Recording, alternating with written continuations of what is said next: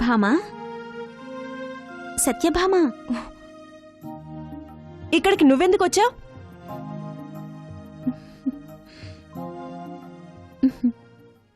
నీ క్షేమం కోరి. నా క్షేమాన్ని కోరేంత విశాల హృదయాలా ఆ ద్వారకా మందిరపు కోడళ్ళకి? వాళ్ళకి సంస్కారముందా, మానవత్వం ఉందా? వాళ్ళని తలుచుకుంటుంటే నాకు అసహ్యమేస్తున్నది.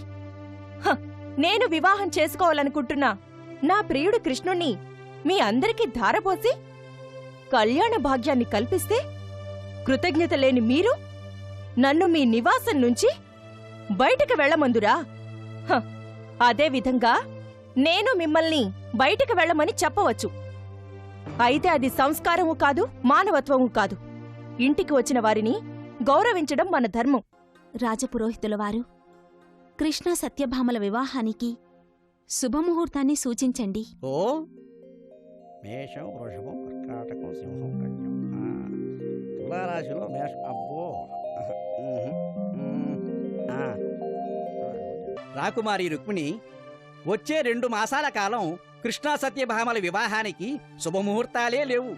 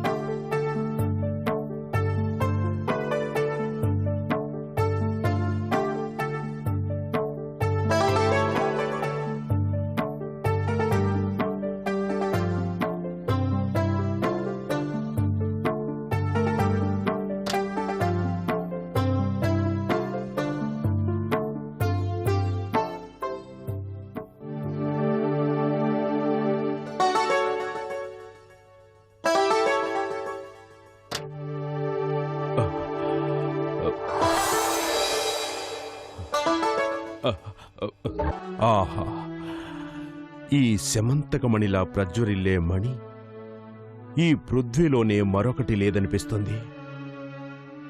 పగలు వేటాడడం సహజం,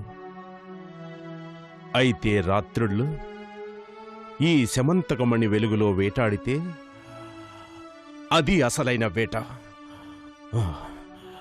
ఈరోజు రాత్రి దానికొక ముహూర్తం పెట్టాలి.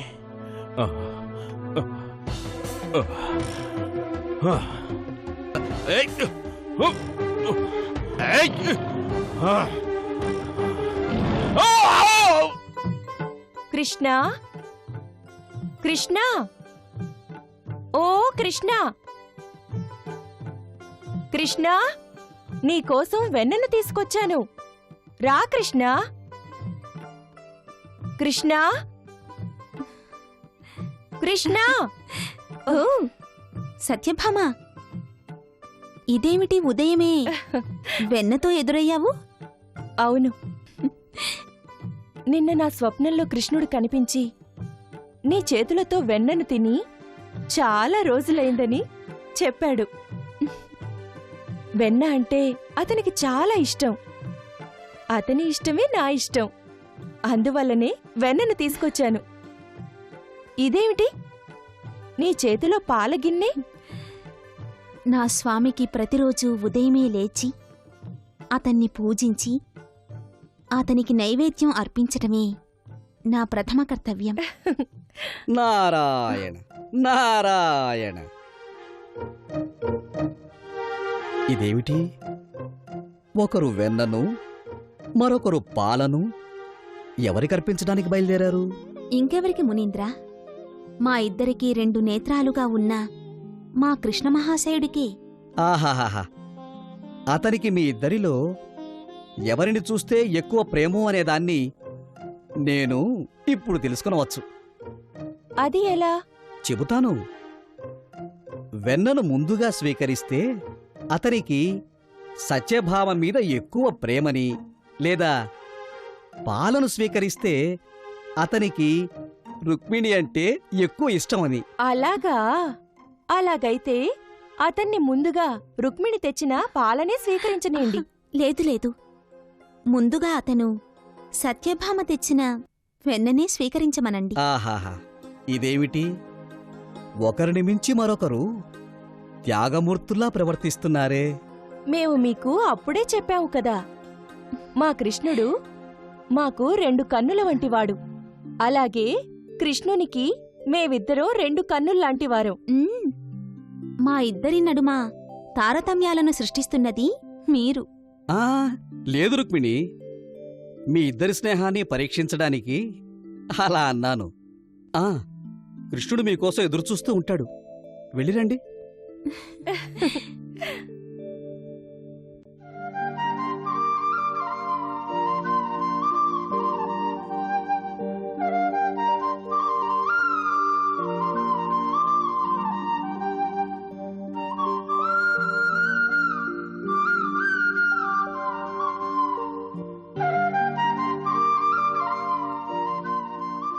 స్వామి, కృష్ణ,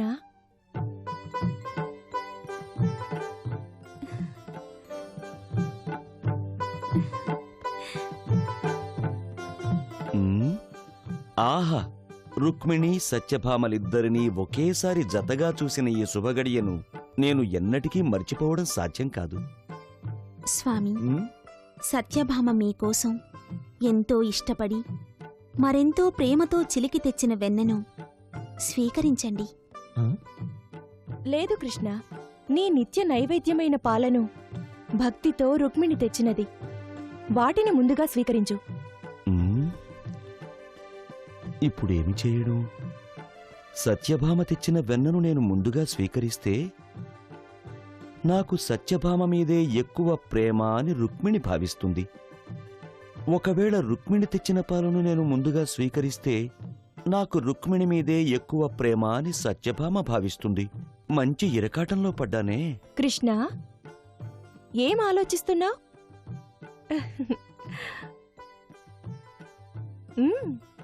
ముందు సహోదరి రుక్మిణి తెచ్చిన ఈ పాలను స్వీకరించు. తీసుకో.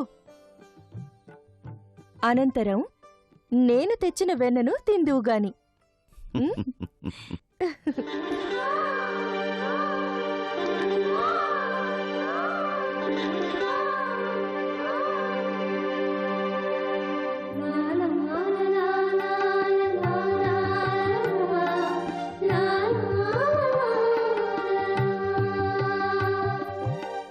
ఆహా! ఎంతటి రసరమ్యమైన దృశ్యమిది. పాలగిన్నెలో ఆ చంద్రుడు తేలియాడుతున్నాడు. కృష్ణ, ఉమ్, దృశ్యంగానే చూస్తే అది రసరమ్యంగానే కనిపిస్తుంది. అయితే నేడు చంద్రుణ్ణి చూస్తే అపవాదులు తప్పవు కృష్ణ. ఎందుకు? ఎందుకంటే వినాయకుడు తన జన్మదాతలైన పార్వతీ పరమేశ్వరుల పాదాలకు వంగి నమస్కరిస్తున్నప్పుడు వినాయకుడి నిండిన పొట్ట పగిలి పొట్టలోనున్న కుడుములన్నీ బయటపడ్డాయి. దీనిని శివుడి శిరస్సులోనున్న చంద్రుడు చూసి హేళనగా నవ్వుతూ వినాయకుణ్ణి అవమానించాడు. ఇదంతా చూసిన వినాయకుడి మాతృమూర్తి పార్వతి కోపగించుకుని చంద్రునికి, నీ మొహాన్ని చూసిన ఎవరికైనా అపవాదం తప్పదని శపించినది. అది విని కంగారు పడిన చంద్రుడు పార్వతీదేవి కడకు వచ్చి, మీరు ఇచ్చిన ఈ శాపంతో ఇక ముందు నా ముఖదర్శనాన్ని ఎవరూ చేసుకోరంటూ తాను చేసిన తప్పుకి తనను క్షమించమని కోరాడు.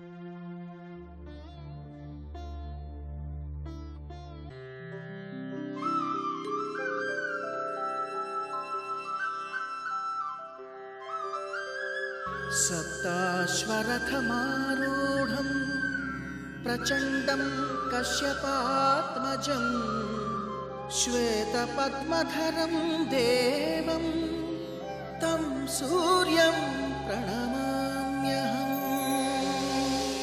तं सूर्यं प्रणमाम्यहम्.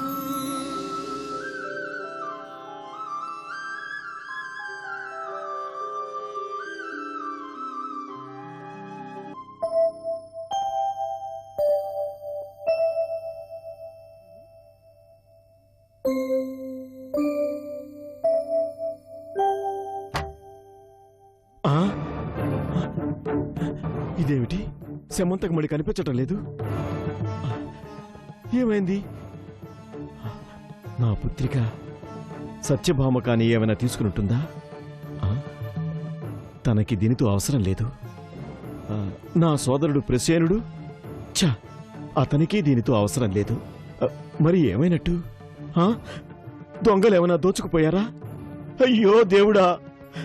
అనేక సంవత్సరాల కాలం సూర్యుని గురించి తపస్సు చేసి అతని నుంచి అనుగ్రహంగా పొందిన ఈ శమంతకమణే నా నుంచి దూరమైంది కదా. అయ్యో, ప్రతిరోజు 8 మణుగుల బంగారాన్ని సృష్టిస్తున్న ఆ శమంతకమణి, ఆ నా అక్షయ పాత్రే నా నుంచి దూరమైంది కదా. అయ్యో దేవుడా! అయ్యో ప్రసేనా, నా ప్రియతమ సోదరా ప్రసేనా. సత్రాజితుల వారు, నా మిత్రుడు ప్రసేనుని మరణ వార్త విని నా హృదయం బద్దలైపోయినది.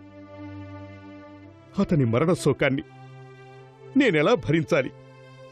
వీరుడు, సూర్యుడు, బుద్ధిశాలి, బలశాలి అయిన తనను చంపిన వారెవరు? సత్రాజితుల వారు, నా మిత్రుడి చావుకు కారణమైన వారెవరు? చెప్పండి. నేనిప్పుడే వారిని చీల్చి చెండాడి వాడి వేడి వేడి రక్తాన్ని తాగుతాను. ఎవరని చెప్పను? ఏమని చెప్పను? మాకు శత్రువులంటూ ఎవరూ లేరు. ఉన్నా అది మాకు తెలియదు. అకారణంగా ప్రసేనుణ్ణి చంపటం కుదరదు. ఏదో లాభం కోసమే సంహరించారు. సత్రాజితుల వారు, మీ నివాసంలో ఏదైనా విలువైన వస్తువు కనిపించకుండా పోయినదా? అవును, అవును. సూర్యుడి నుంచి వరంగా పొందిన ఆ శమంతకమణి కనిపించటం లేదు. అలాగా? అలాగైతే ప్రసేనుడి హత్య శమంతకమణి కోసమే జరిగినది. నాకిప్పుడు తెలిసినది. ఈ హత్య ఎవరు చేశారో, ఆ మణిని ఎవరు అపహరించారో. ఎవరు? వాళ్ళెవరనేది త్వరగా చెప్పండి. నేను వారిని ఊరికే వదిలిపెట్టను. హనుమంతుణ్ణి మాయా సత్యభామగా పంపించి నన్ను అవమానాల పాలు చేశావు కదా. నీ తంత్రానికి తిరుగు తంత్రాన్ని నేనుపయోగించెదను. శిశుపాల మహారాజా, ఆ హంతకుడెవరన్నది త్వరగా చెప్పు. సత్రాజితుల వారు, మీ నుంచి శమంతకమణిని పొందడానికి అనేకసార్లు ప్రయత్నించిన ఆ దొంగ కపటి కృష్ణుడే. అవునా? నిస్సంకోచంగా ఆ శమంతకమణి మీ దగ్గరుంటే దానివల్ల మీకు అపాయం ఉందని మిమ్మల్ని భయపెట్టి రాజమందిరానికి అప్పగించమని కృష్ణుడు చెప్పిన దాన్ని మీరు మరిచితిరా? మరోసారి సత్యభామను వివాహమాడితే వధువుతో పాటు మణి కూడా దక్కుతుందని తెలిసి మీ వద్దకు వచ్చిన విషయాన్ని మీరు మర్చిపోయారా? కాని నేను మర్చిపోలేదు. ఎన్ని ప్రయత్నాలు చేసినా శమంతకమణి తనకు దక్కకపోవడంతో అంతిమముగా రక్తపాత మార్గాన్ని అనుసరించి కృష్ణుడే ప్రసేనుణ్ణి చంపి అతన్నుంచి శమంతకమణిని అపహరించాడు. ఇది సత్యం, సత్యం, సత్యం. ఆ కపటి కృష్ణునికి ఉన్నదంతా ధారపోసి యోగ్యమైన సంబంధాన్ని పెంపొందించుకోవాలనుకుంటే ఆ శమంతకమణి మీద గల మోహం కోసం మా వంశాన్నే నిర్వంశం చేయాలనుకుంటాడా? చెప్తాను. అతనికిప్పుడే తగిన గుణపాఠం చెప్తాను.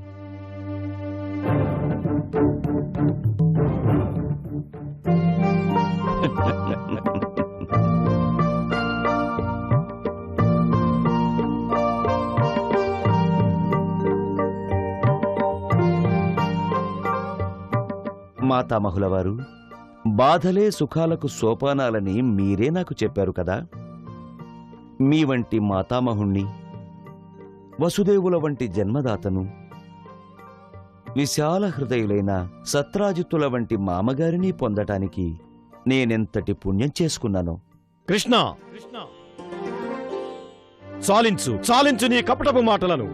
నా సోదరుడు ప్రసేనుణ్ణి అంతమొందించి మా నివాసంలో ఉన్న శమంతకమణిని అపహరించితివి కదా. మామగారు, సత్రాజితుల వారు, మా కృష్ణుడు దేవుడు, భగవంతుడని ఆరాధించేటటువంటి మీరు నేడు మీ నోటికొచ్చినట్టల్లా నిందిస్తున్నారా? సత్రాజిత్తుల వారు, నా సహోదరుణ్ణి హంతకుడు, అపహరణకారకుడంటే మేము సహించలేము. మాట్లాడే ముందు ఆలోచించి మాట్లాడండి. సత్రాజితుల వారు, తమరు మాట్లాడుతున్నది సత్యదూరమైనది. అయినను తమరు పెద్దవారు అనే ఒకే ఒక్క కారణం చేత తమరిని గౌరవించి తమరి సమస్యను తీర్చటానికి నేను ప్రయత్నిస్తాను. నా ప్రియ సహోదరా, నీకు సహాయముగా నేను నీతో ఉంటాను. వద్దు అగ్రజ. అపవాదము మోపినది నాపైన. అందువల్ల సత్యమేమిటనేది వెలుగులోకి తేవడంతో పాటు నేను అపరాధిని కానని నిరూపించుకోవాలి. అది నా కర్తవ్యం. కృష్ణ, నీవు సజ్జనుడివే అయి ఉన్న ఎడల సత్యంతో వచ్చి నాకు నీ మొహాన్ని చూపించు. అప్పటి వరకు నాకు నీకు ఎటువంటి సంబంధము లేదు.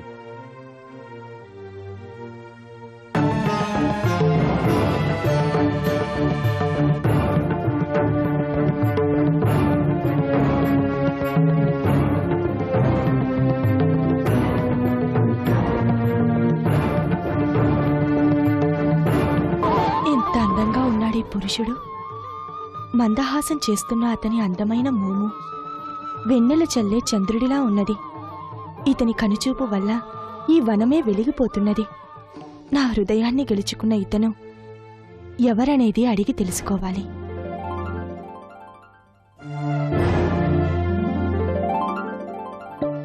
నేను వెతుకుతూ వచ్చిన శమంతకమణి ఈ వనకన్య చెంతన ఉన్నదేమిటి? దీనిని ఎలాగైనా ఆమె నుంచి పొందాలి.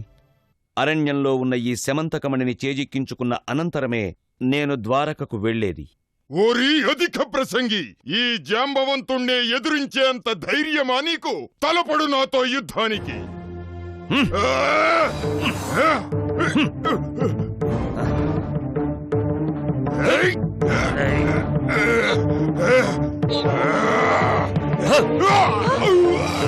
తండ్రి! తండ్రి!